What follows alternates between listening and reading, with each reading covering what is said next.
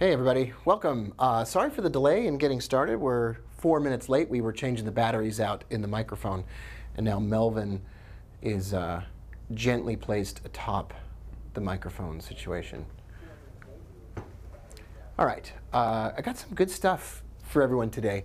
We're going to look at the charts in a little bit. I think there's some reasonably interesting things going on, maybe not terribly interesting, but I wanted to talk about the roadmap to creating and trading as a business. And this may end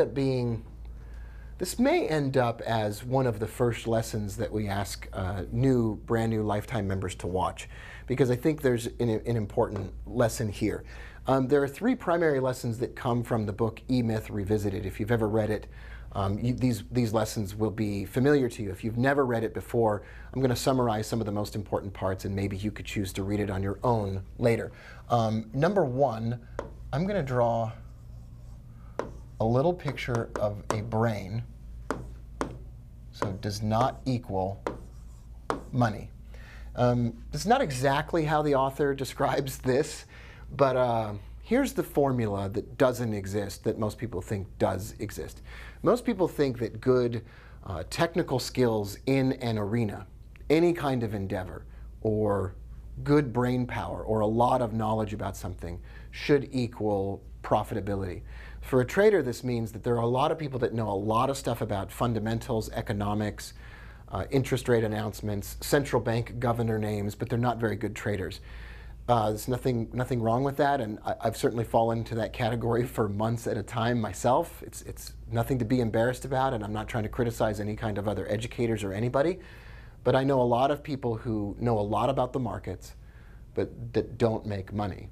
That's lesson number one, is just simply having technical skills isn't enough to make a profit. In fact, I don't know how to say this kindly, and I don't know how to say this politically correctly, so I don't care, Nate. I'm not going to try. Some of the most successful traders I ever met were dumb. Nate's cheering. It was good news for me, too.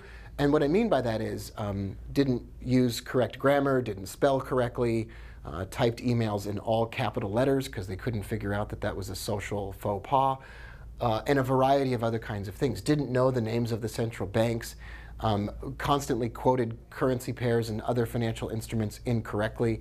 I mean, all kinds of different things, and they were still great traders. So instead of having great technical skills, what I want to ask you to consider, at least, is having good business skills instead. Now, what does it mean to have good business skills instead? So most people are learning how to trade, which I have said I don't think is a very good idea. I think it's a giant waste of your time. I think that learning how to trade is, it can be interpreted in a lot of different ways, so maybe this is just semantics, so please be patient with me as I describe this. Most people are learning to trade. And what that means is most people are pursuing perfection in technical or fundamental analysis. And they're trying to build a perfect formula, a perfect robot, a perfect formula, and they're trying to learn to trade like someone else. So that's not running a business. That's not it. We assume that in order to have a business, you need to be able to do a modicum, a minor amount of technical analysis or fundamental analysis at a minimum. In order to open up a pie shop and sell pies, you need to know how to get a pie out of the oven that is similar to what a pie would taste like. If you look at some of the most successful restaurants in the world, Nate, can you name one? No, the French Laundry. Okay, so that's the most famous restaurant in the world. It's not franchised. It's only one place. He did what he did best, and he didn't worry about maximizing revenue. He just worked on his craft. It's a great example.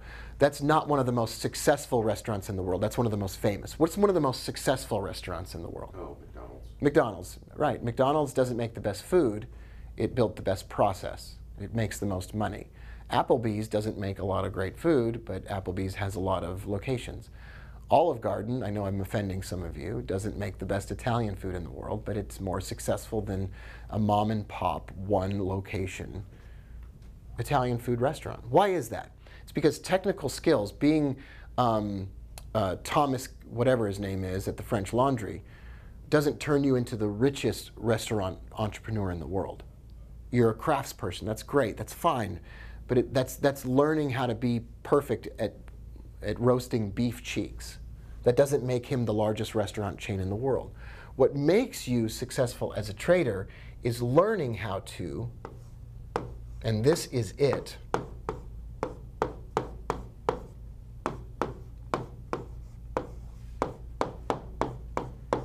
is learning how to keep profits, just like any successful business in the world.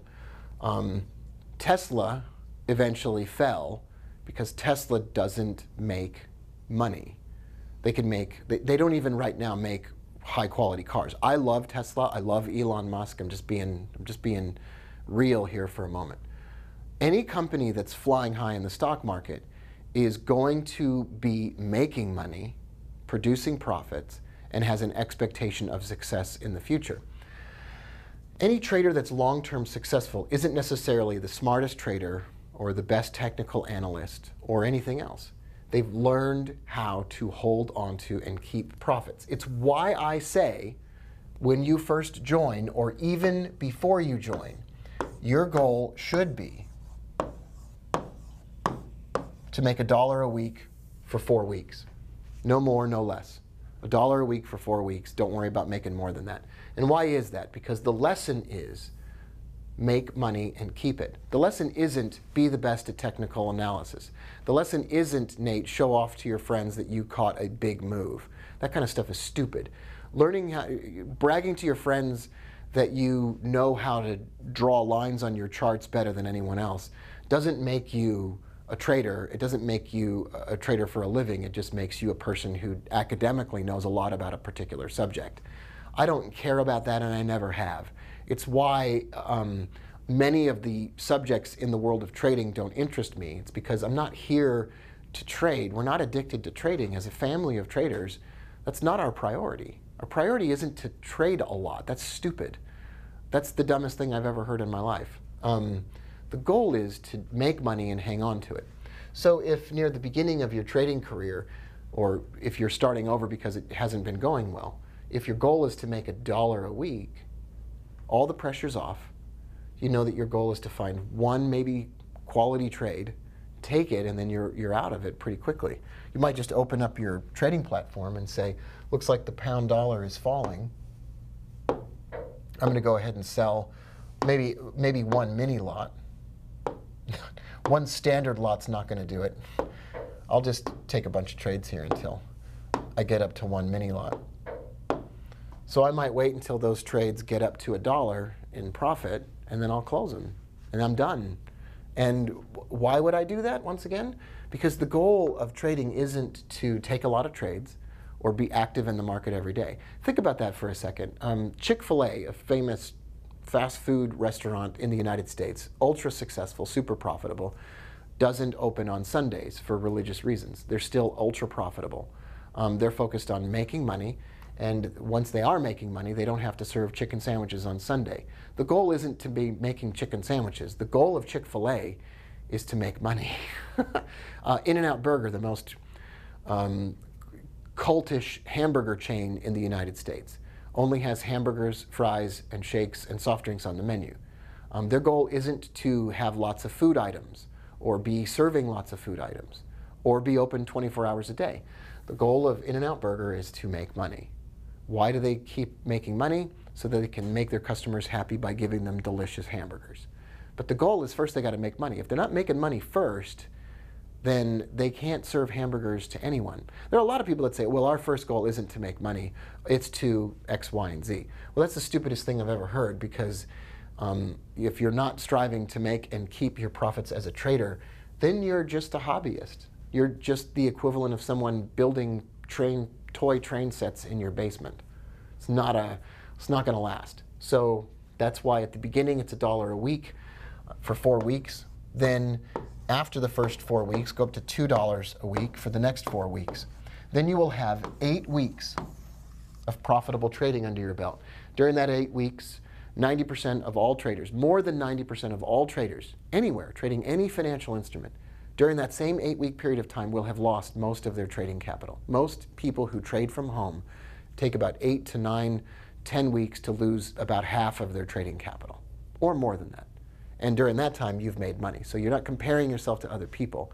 You're just learning to hold on to your profits. Now, after that, we could scale that number up. Look at that. I moved. Different. Wow. Wow, wow, wow. $2 a week. Come down. It's on sale now. I don't know what's going on there. I've never seen that. Have you ever seen that happen, Nate? Mm-hmm. That is bizarro. Okay, your first goal as a trading business is to keep your profits. You start small, you build from there. Sam Walton built the world's biggest company in terms of revenue, makes more revenue, top line revenue, than any other organization in the world, unless that's changed recently, by doing one thing. He started one store, and he did that right.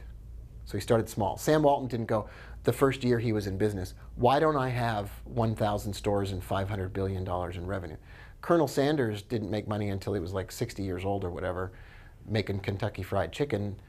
He had a small business that was making money. That's why it got picked up and expanded. Show me a business that had any sustainable success that wasn't making money. Long term, none, zero. That's why Tesla better hurry up and start making money, or they're in big trouble. Okay, number 2. I want you to think about your trading business. Now, you may live in Spain, you may live in the United States, you may live in Canada, you may live in Australia. National chain.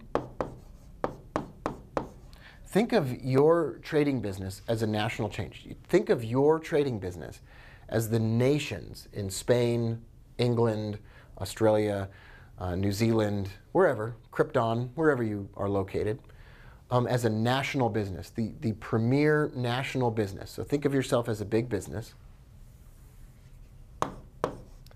with only one outlet right now.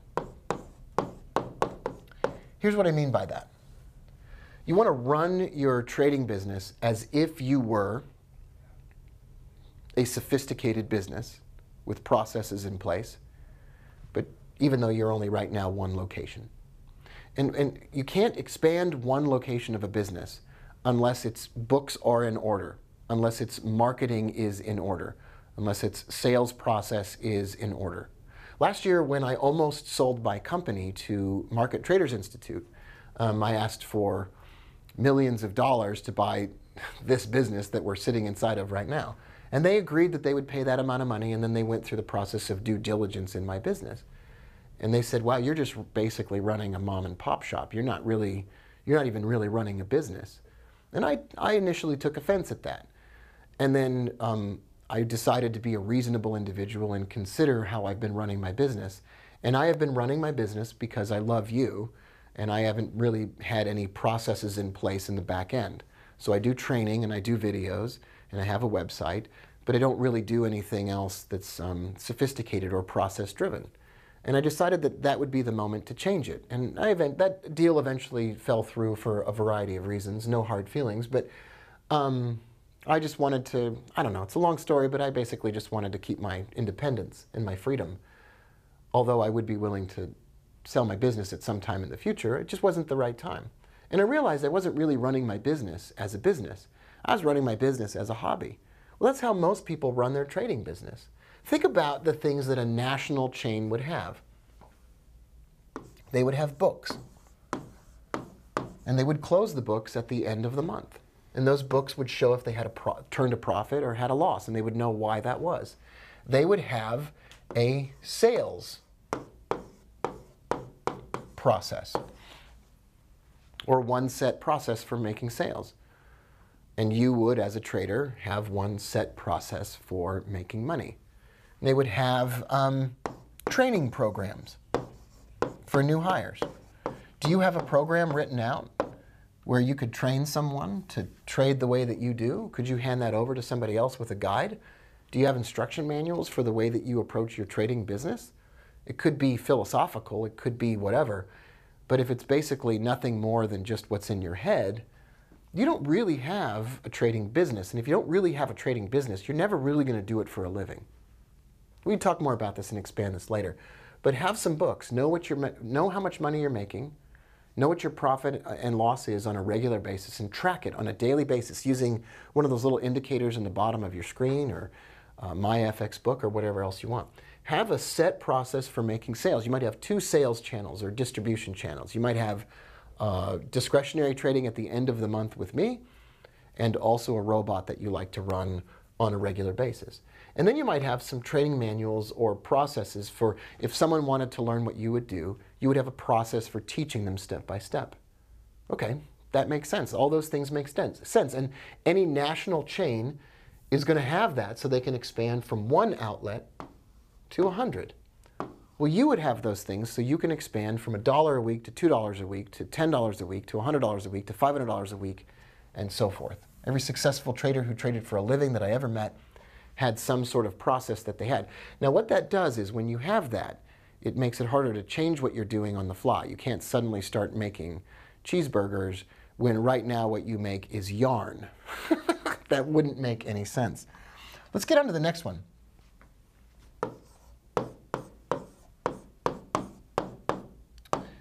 The next thing that you're going to have, the next quality of 3 that you're going to have, I'm just going to mark this out, systems of systems. Here's what I mean by that. Most traders say or think that the goal is to get a trading system, a set of rules that you follow to execute a trade. What you really need, and here's the key that we don't talk about. What you really need is a process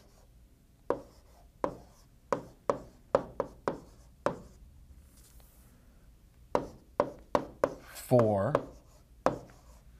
approving. I'm going to just take the time to write this out. I usually try to write too fast and then I end up moving the whiteboard around.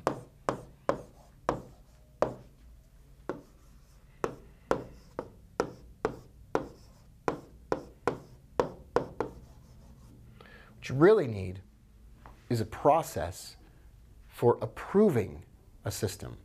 You don't just need a system off the shelf. You need a process as a business for approving a system so you don't just switch between systems all the time and constantly. You need a process for testing, building, making, developing, doing a trading system. You need systems inside of systems. You need a system for what do you do on a daily basis? What's your checklist and what's your routine? I wake up in the morning, I check my 30 days of Finch honeymoon account. I close everything if I'm overall in profit for the day or the week or even the month in some cases. And then at the end of the week on Thursdays, I trade in the morning for a couple of hours and I have a process and a checklist for what I look for that. And then at the end of the month, from the 25th until the 3rd or the 4th of the month, I have a system and a process for doing end of month trades, and it's written out, it's trainable, I'm training you on that system, and that's it. And in order to change what I do, I would need a process for approving something different. So my process, for example, would include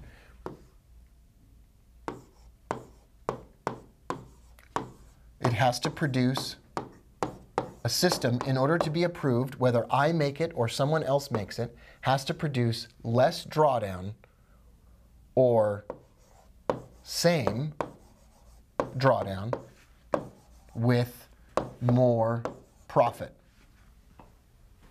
Either one of those two things is fine. So that's the key. And the pace of change is glacial, as our friend and fellow member Scott Haywood would say. He changes things at a glacial pace. Why?